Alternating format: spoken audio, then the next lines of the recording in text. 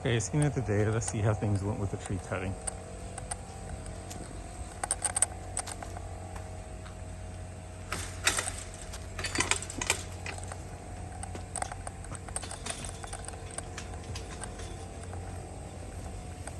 So, first going back here, first thing I see is you can see the tracks left behind from where they had equipment. Okay, this looks like an entirely different yard to me. Of course, you see more tracks here. These have been some random vegetation growth. But here's where one of the trees was, and it's not here anymore. You can see where there's another one back there. Let's see how big these things were. So here's tree one. So I'm standing on it. So yeah, you can see that's a pretty big tree. I kind of feel like at the point that I'm able to easily stand on it, then it must have been pretty big. So the way they took this one down was interesting. I mean, they cut a wedge out of it and then they pulled on it until it fell in the direction they wanted to fall.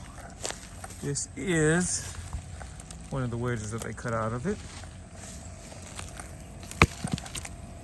So it was in there somehow. Let's go on to the other tree. Now this one was a bit bigger than the first one.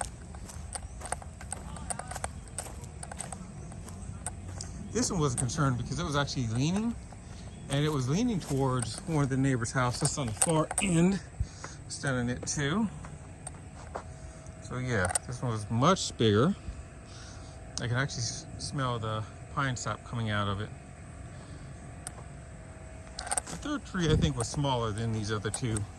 I didn't really get a great look at it. I just know that my father has some concern. So I think it might have been smaller. I could be wrong, but let's go over and take a look. So here's where oh no, I think I might have been wrong now. So here's the third one.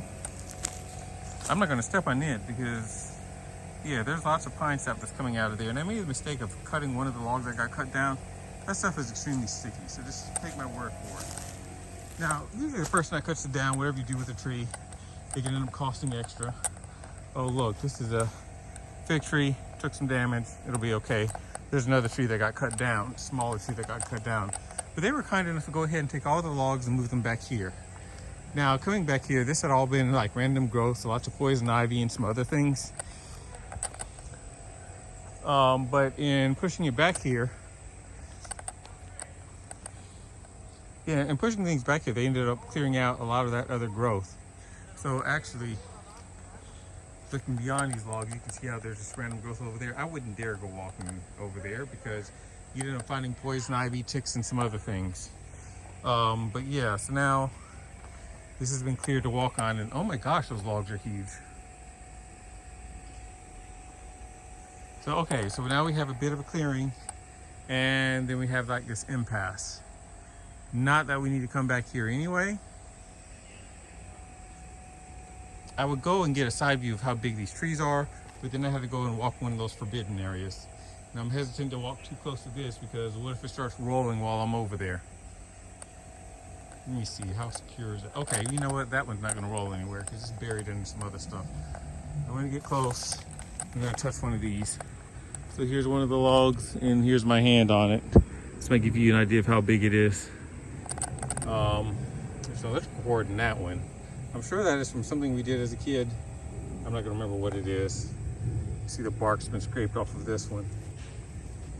But okay, yeah, so this is a lot. We won't be wanting for firewood this winter, and probably not the winter after. There's a pretty big piece over there. Can I get to it? Shouldn't be doing this in these shoes, but let's see. Yep, I can get to it. How about that?